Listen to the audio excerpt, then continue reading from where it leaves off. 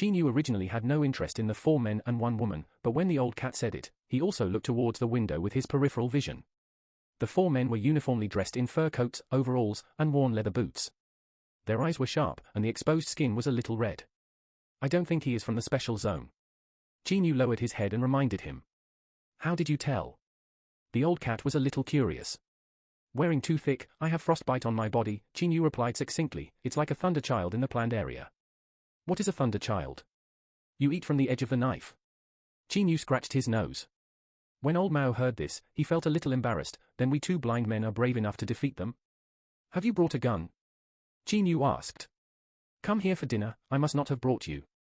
The old cat shook his head. Then I suggest you don't move for now. Qin Yu frowned and thought for a moment before replying, call the team. While the 2 were communicating quickly, the 4 men had already led the girl to stand up and started to check out and prepare to leave. Damn, they're leaving. The old cat picked up the wine glass with trembling hands, and said incoherently from nervousness, can't we follow? Where are you, what about Hot Wheels? Qin Yu responded speechlessly, they drove here, and you followed them with 2 legs? Are you kidding me? I fucking forgot. Qin Yu glanced at the 4 men, frowning slightly added, if something really happened to these 4 thugs, they are 100% carrying something. Even if we jump out, we can't stop them. Lao Mao was actually very nervous, because although he was also on the frontline case handling team, he could not stop him. He is a Sanxian level figure, and dangerous jobs are simply not his turn. Therefore, the gun below is usually much easier to use than the gun in my hand, and I have never participated in any large-scale actual arrests. But even so, he still said to Qin Yu, if we were ordinary people, we would be in trouble, but we are wearing this kind of skin, so we can't ignore it when we meet. You quickly think of a way. On the body we don't have anything, we don't have an advantage in numbers, and we can't keep up. It's too late to notify the team now. I'll try to find a solution. Qin Yu sweated furiously, unless a miracle happens, otherwise.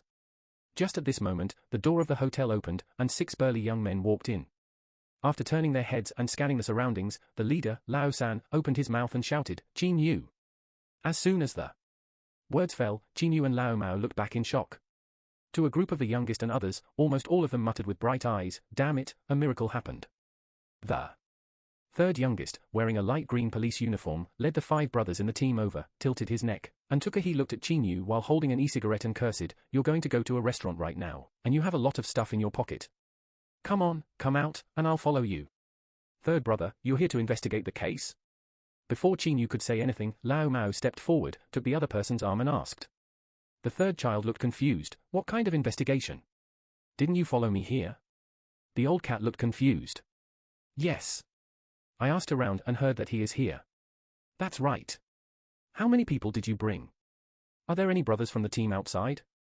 The 3rd child became more and more confused as he talked, no, what are you talking about? Are you stupid? I bumped into it too, why are you hiding it from me? The old cat slapped him on the arm and asked in an urgent voice, catch him here, or not? Go out and catch him? No, we don't seem to be talking about the same thing. Lao San pointed at Qin Yu and said, I'm here to find him. The old cat was stunned and pointed vaguely at the bar. For men, didn't they arrest those people? Arrest them? What happened to them?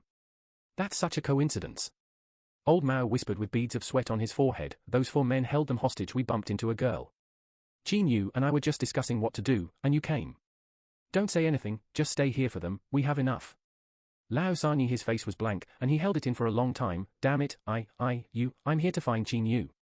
The 2nd sister's hotel is not under the jurisdiction of your team. Why are you looking for Qin Yu at this time? The old cat whispered, you see how to catch it. I'm looking for a JB. I'm not prepared. The 3rd child was so frustrated that he raised his head and glanced at the 4 people again, I don't even know what they do.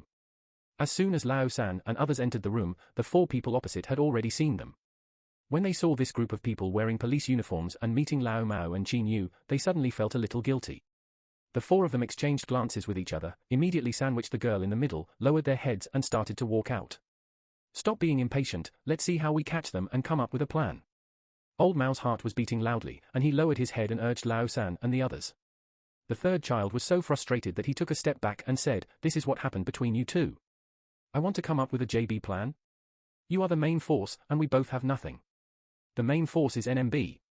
San Kwong sweated, turned around and said to the police brother he had brought with him, you can't ignore it when you encounter him. Old cat is a fool, let's run away, he is prone to snitching. What to do? Xiao Hu informed me the rest of the team, please spread out. Lao San lowered his head and ordered. Guoro went up for inspection and asked them for their residence permit. If they don't have it, they will need proof of entry and exit from the special economic zone. If they have the intention to take action, they will shoot. I'm going to go for an inspection, brother. The young man named Guoro was almost crying. You let Lao Mao go. They are not dressed, you go ahead. Fuck, it's so fucking miserable. Guoro cursed and took 2 steps to block the way of the 4 men. You are from the Black Street Superintendent, show me your residence permit. The 4 men stopped when they heard the sound, their faces expressionless. He looked at Lao San and others with expressions. The girl stood among the 4 of them, with sweat pouring from her temples and clenched pink fists. I'm talking to you, take out your residence permit and let me take a look. Guoro repeated again. We are waiting for the planning area to come over to purchase goods, the short middle-aged man said in a low voice. I don't have a long-term residence permit. Show me the access certificate. Guoro stretched out his palm. Okay. The short man lowered his head and ran into his trouser pocket. The 3rd child was also an experienced veteran. He glanced at the opponent's clothes and unconsciously took a step back.